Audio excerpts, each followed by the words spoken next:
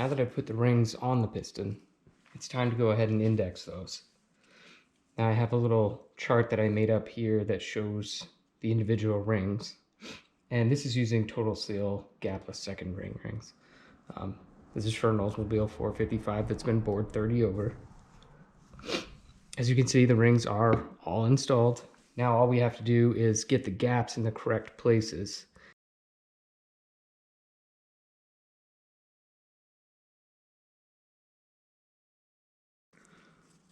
So there's my expander gap right there.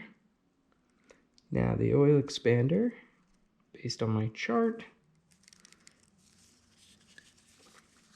I have my piston this way. I want the oil expander to be somewhere in this region facing my body. So I'm gonna have to spin that. I'm just gonna spin the whole thing around and set that in the right place. Now I'm gonna have to hold that in place while I take the bottom and top oil rail and move those around. So the top oil rail is gonna end up over here, and the bottom oil ring will be there.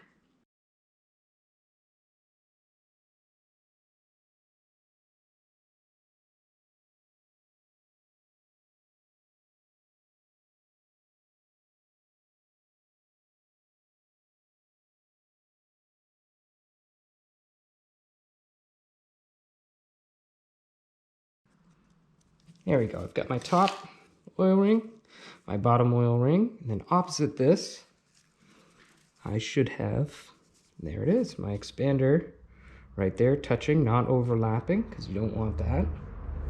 So now that one is all set. Now, my second compression ring, which is the one in the middle, we want that opening to be right here.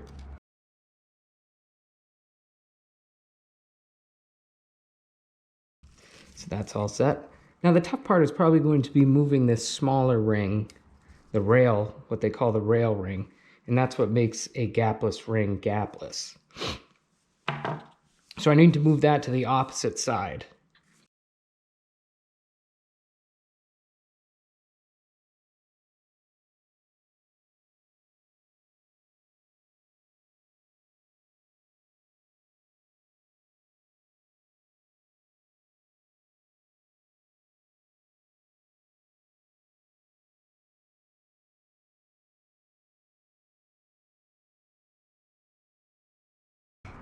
That one's set, and this one is, oh, so close.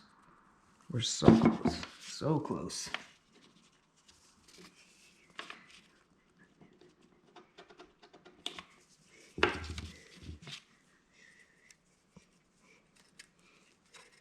Let's see now. So the piston forward, I have my second ring gap right in the proper place, and this one is opposite it. Excellent. Now this top ring gap is very easy to move around, so we save the easiest for last. Also, it would get pushed around a lot, so that's how to set those. Now I'll double check my oil rings, make sure those are still in the correct locations, and they are. So that piston number 7, is ready to go in.